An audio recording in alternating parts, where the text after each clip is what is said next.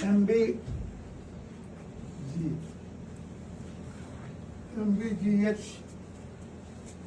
के इस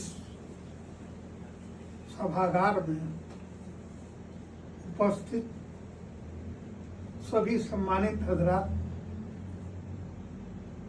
और इस कंपनी के ऑनरेबल चेयरमैन सुरेंद्र राय जी और इनसे भी ज़्यादा आदरणीय है इनके पूज्य पिता जी के लिए हमारे दिल की गहराइयों से बहुत ही मुबारकबाद सलाम करता हूं।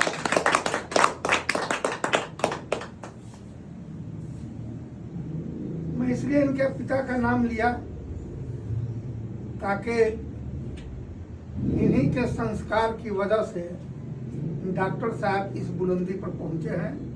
इसलिए हम सबों की उपस्थिति जो भी हुई इनके संस्कार की बदौलत हुई।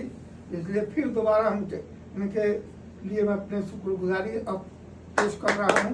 आप लोग भी जोरदार तालियों से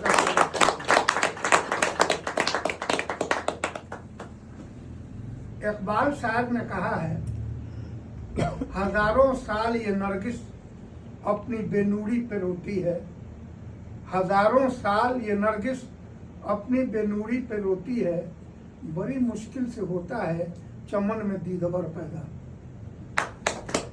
इसका अर्थ शायद नहीं समझे इसलिए तालियों की गड़गड़ाहट नहीं हुई।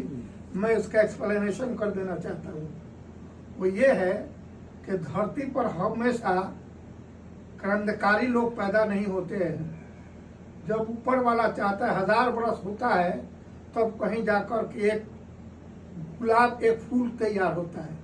तो निसंदेह विदाउट एनी एग्जेगरेशन, बिना किसी शक्ति को मुझे ये कहने में जरा भी गुरेज नहीं है कि जिस MBBH के लिए हम लोग यहाँ उपस्थित हुए, जिस नेटवर्किंग के लिए आप लोग उपस्थित हुए और जिस हर्बल का इंट्रोडक्शन हो रहा है, उसका जो आविष्कार करता है, उसका जो एस्टेब्लिशमेंट करने वाले ये MD सुरेंद्र राय जी हैं।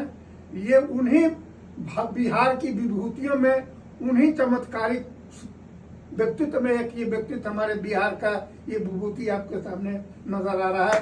ये हम सब बिहारियों के लिए गर्व की बात है। मेरे एक एक बात पर गौर फरमाइएगा। हम बिहारियों के लिए ये विभूति हमारे लिए गर्व की बात है।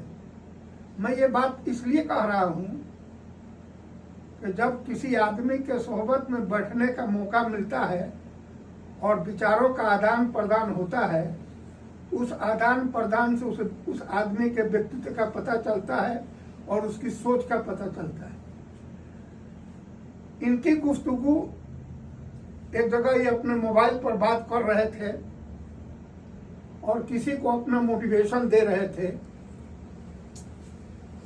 पीछे घूरकर मैं देखा कि साहब एक साधारण सा आदमी नजर आने वाला।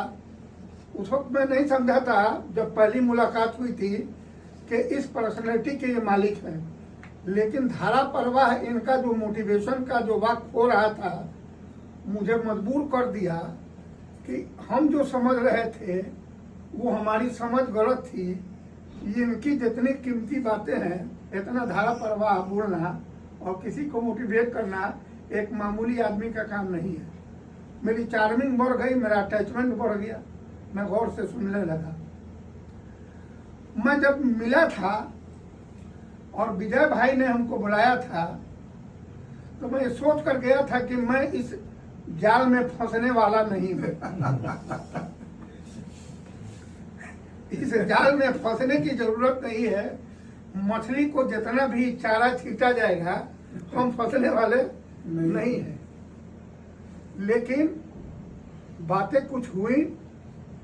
वैद्य जी का जो प्रोडक्ट है उसको आदमी सुना तो कुछ प्रभावित हुआ। प्रभावित होने के बाद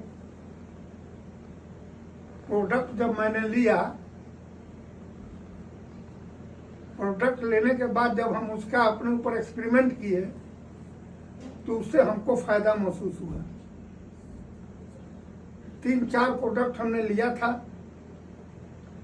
जिसमें कार्बोजेक्स था, एक बच्चियों के लिए क्रीम था, और एक वो इम्यूनिटी के लिए जो है सीबॉक्स था, और एक वो तुलसी ड्रॉप था। इन 4 चीजों को हमने लिया, ये समझ करके देखें इससे फायदा हो रहा है या नहीं हो रहा है। जब हमने उसका इस्तेमाल किया तो विदिन 3 डेज 4 डेज में ही उसका हमको असर मालूम होने लगा। असर मालूम हुआ तो अच्छा लगा। फिर दूसरी मीटिंग हुई, बराबर इनका आना जाना विजय बाबू के पास होता था। मैंने देखा कि तो ठीक ही है, बात हो गई।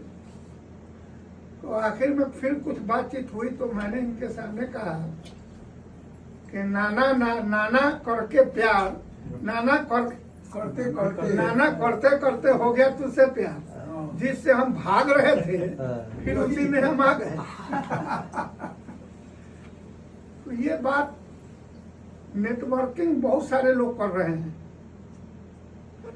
इमवे का भी नेटवर्किंग का हमारा दोस्त ने प्रस्ताव दिया था, मैंने उसको इनकार कर दिया। डी शॉप का भी विजय भाई प्रस्ताव दिए थे, उसका भी इनकार कर दिया। वेस्टेज का जब बात आई तो इनके बातों का जो प्रभाव है, जो साहित्यिक भाषा या इंप्रेसिव जो वर्ड होना चाहिए, उसे लोग प्रभावित होते हैं। उसकी एक वजह यह है, हमारी बातों का असर क्यों नहीं पड़ता है। हमारी अगर बातों का असर आप डालना चाहते हैं तो हमारी बातों में सच्चाई होनी चाहिए, हमको भीतर से सच्चा आदमी होना चाहिए। अगर हम सच्चे हैं तो हमारी बात का असर पड़ेगा ही पड़ेगा, ऐसी कोई बात नहीं कि असर नहीं करेगा। सच्चाई उसमें होना जरूरी है, ईमानदारी उसमें होना जरूरी है।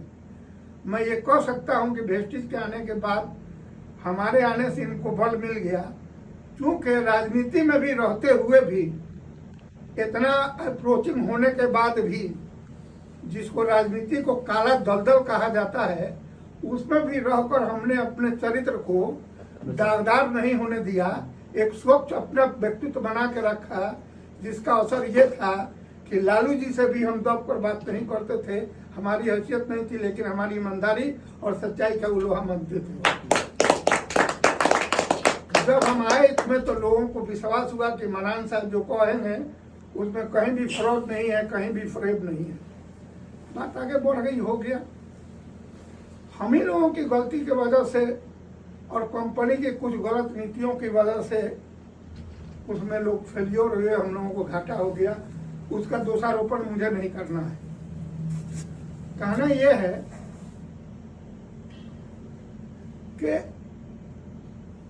आप भी, मैंने चेयरमैन साहब की भी बात मैंने सुना, और इनका जो बिटर एक्सपीरियंसेस ऑफ लाइफ जो है, कटु जिंदगी का कटु अनुभव, जिंदगी का तल्ख तजर्बात जो थे, इन्होंने जो बयान किया, और नेटवर्किंग में और इसमें जो इन्होंने डिफ्रेंशिएट किया, फर्क बताया, उससे मैं प्रभावित हुआ। और सबसे बड़ी बात जो इन्होंने कहा हम लोगों के सामने, कि जितने भी नेटवर्किंग है सब आउट ऑफ बिहार के हैं। जितना नेटवर्किंग है वो सब बिहार का नहीं है, कंपनी है वो सब बाहर का है।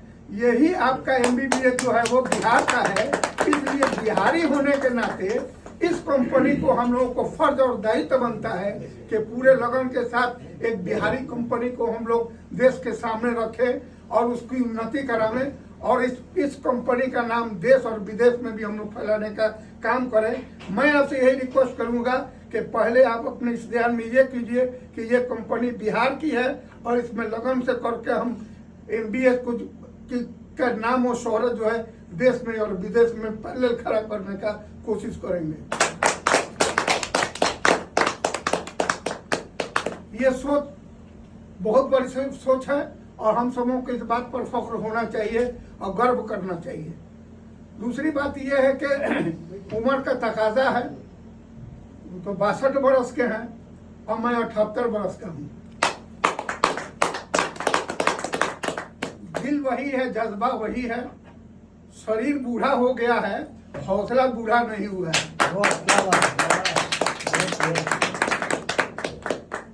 और आदमी की कीमत उसकी दौलत से नहीं है, आदमी की कीमत उसके पैसे से नहीं है, आदमी की कीमत उसके मोटे जिस्म से नहीं है, आदमी की कीमत उसकी हिम्मत से है।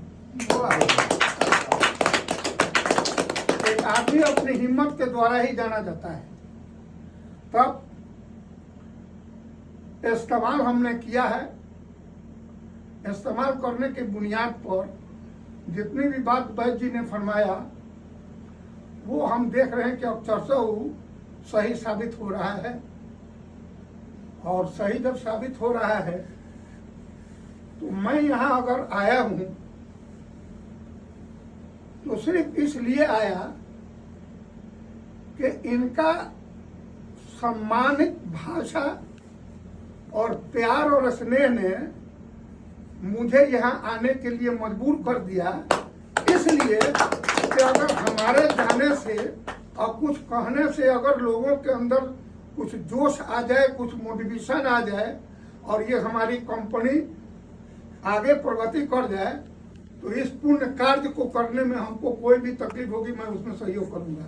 मैं इसको पुण्य कार्य समझ के आया हूँ। इसलिए पुण्य कार्य है कि इस प्रोडक्ट से हमारे देश के लोगों का भला होने वाला है।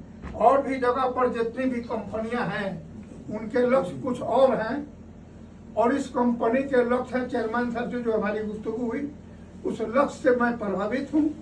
मैं खुदा से यही दुआ करूंगा कि इस कंपनी को दिन दुना रात चौगुनी आप लोगों के सहयोग से ऊपर वाला मालिक इसको करे। अब हर काम के लिए जिंदगी का एक लक्ष्य होता है। लक्ष्य विहीन आदमी कभी भी किसी मंजिल पर नहीं पहुंचेगा। खासतौर से हमारे यहाँ जो हम लोग जिस प्रदेश में रहते हैं यहाँ हम लोग का जीने का कोई लक्ष्य ही नहीं है। और जीने का लक्ष्य छोड़िए, हमारे गरीब गुरबा के जो लोग बच्चे पढ़ते हैं या जो टीचर पढ़ाते हैं वो लोग भी पढ़ाने वाले भी बच्चे के लक्ष्य को नहीं जानते हैं और न उसको लक्ष्य को अनुभूति देते हैं और न उसको दर्शाते हैं। इसलिए लक्ष्य विहीन हमारे बच्चे ये दर दर का ठोकर खा रहे हैं। इसलिए किसी भी काम को शुरू करने से पहले अपना एक लक्ष्य बनाइए। आप अगर इसमें जुटे हैं तो इसके हाई रैंक पर पहुंचने का लक्ष्य बना लीजिए और लक्ष्य बनाकर ही काम को शुरू कीजिए, तभी आप अपने लक्ष्य की प्राप्ति कीजिएगा। अभी ये लक्ष्य बनाने से काम नहीं होगा, उसके लिए आपके अंदर जुनून पैदा करना होगा। जुनून क्या है? तो जुनून के लिए एक कवि ने कहा, नींद कहाँ उनकी आंखों में, नींद कहाँ उनकी आंखों में जो धुन के पक्के होते हैं। नींद कहाँ उनकी आंखों में जो धुन के पक्के होते हैं। चाल उनकी और बढ़ जाती है जब पांव में छाले पड़ते हैं। वाह! इस मन जहाँ गुजरना है आपको, इसमें तो पैदल चलना होगा, साइकिल से चलना होगा, पाँव में छाले होंगे, तरह तरह की बातें होंगी, लेकिन उससे कोई हमको मतलब नहीं है। हमको अपने लक्ष्य की तरफ जुनून के साथ, पागलपन के साथ चलना होगा, तभी हम अपनी मंजिल को पा सकते हैं। और इसके लिए एक मजबूत दिल की जरूरत है। कौन दिल की जरूरत है? मजबूत दिल की जरूरत है। तो अकबर इलाहाबादी एक शायर है, उन्होंने कहा कि दिल मजबूत खातिर तवाना रखो, उम्मीद अच्छी और ख्याल अच्छा रखो। उम्मीद अच्छी, ख्याल अच्छा रखो, हो जाएंगी अकबर तुम्हारी सारी मुश्किलें आसान।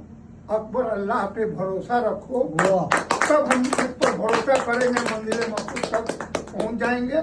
इन्हीं सब शब्दों के साथ मैं इस बात का वेल विशिंग करते हुए इसके ब्राइट फ्यूचर के लिए मालिक से दुआ करते हैं कि आप लोगों के सहयोग से, आप लोगों की नेक नियति से ये दिन दुना रात चौगुना तरक्की करे और हम बिहारियों का नाम देश और प्रदेश में शोहरत कायम करे। इन्हीं शब्दों के साथ अपनी बात को समाप्त करते हैं।